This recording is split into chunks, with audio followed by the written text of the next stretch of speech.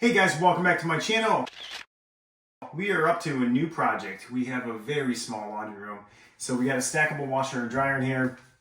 We got roughed in plumbing for a sink in here and that sort of thing. So what we're gonna do is we're gonna first start take out our baseboards and we're gonna get a cabinet in here. We have enough for a large cabinet here, which is like, 36-inch cabinet. We're gonna put a 33-inch sink in here so we can use it for laundry things. And we'll show you and take you along with us along the way. But what we're trying to do is get as much out of this small space as we can. So cabinet, hopefully cabinet up here, and then we'll figure out what our spacing looks like and our countertops and that sort of thing. But we'll get started.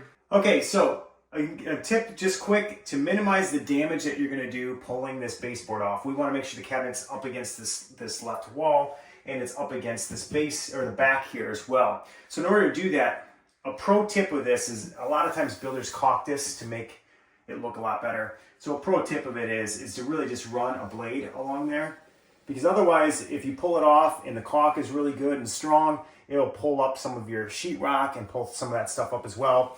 Generally speaking, they nail these kind of into each other.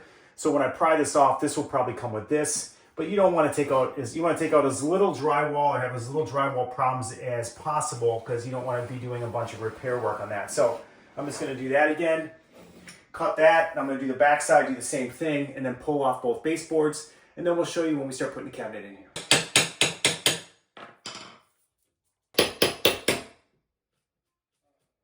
I'm going to pop it there, right? And then I'm going to cut this down once I get the cabinet in, and I'll measure and cut this piece back down and put it back in. So that's one. Good thing they did a lot. They did a good job here of just finishing that stupid thing.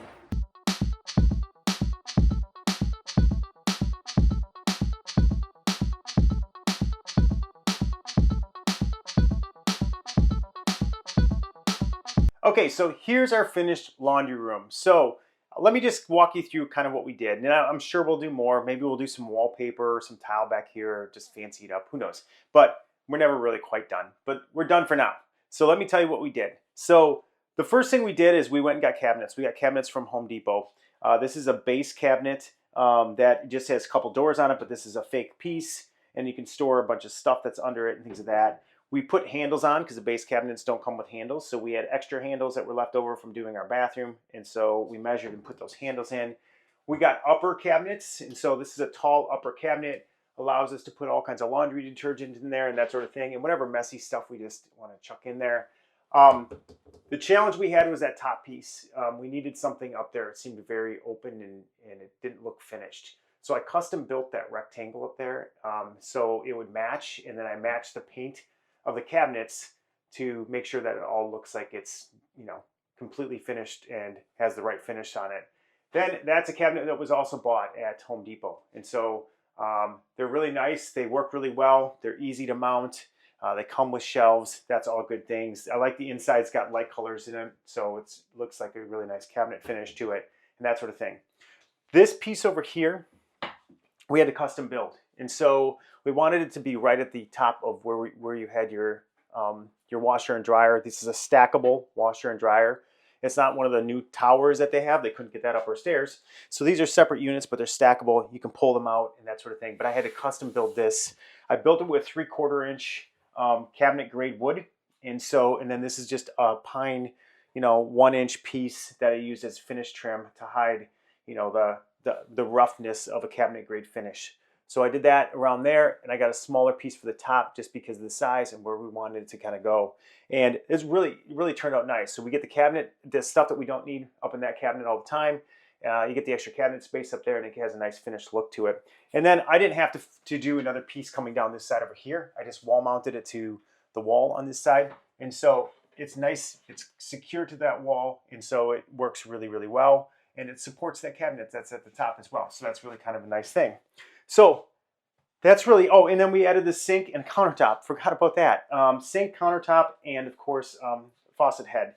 And so we got this countertop. It's just a piece of, it's basically wood, but it has a nice finish to it. It's really nice for the fact that it's, can be cut easily with a circular saw and that sort of thing. So I used that and got this cut out. The sink I got from Vavor, And so the sink is really nice. It's not a super deep sink, which I'd like because I don't like to bend way over when trying to clean things.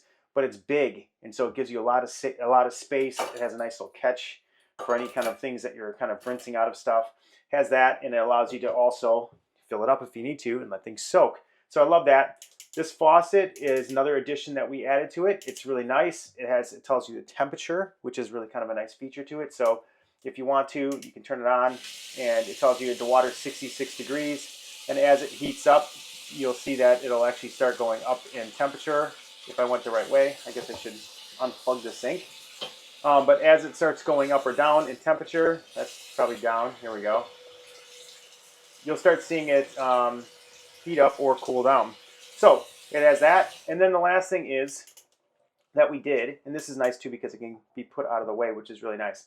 The last thing we did is we put some leftover tile around this. And so we put leftover tile around it, so any splashing or anything like that wouldn't be on the drywall. The tile is easy to wipe down. It gives us a nice finished look to it. I put a nice edge to this as well, which is you can get these plastic edgings. You can get them at Lowe's or Home Depot. It gives you a nice finished look to it, and I did it all around the back, and so that we have a completely finished sink area. So that's really it. That's our laundry room. You saw what it started with. Wasn't much. And the builder was going to charge us a fortune to do this. I think all in, with cabinet buying, with buying the countertops and things like that, we're probably all in like $1,500. And at the end of the day, it turned out really nice. It turned out to fill the space, and we really like the finished look that we have. So that's it. Don't forget to subscribe to our channel. Give us a thumbs up. If you like what we did with our laundry room, you have any questions for us, post the questions below. We'll put a link in a description below of all the things that we bought, the sink, the faucet, even the cabinets. We'll put a link in the description below so you can take a look at those. And that's it. Thumbs up if you like the video, and super thanks is always welcome.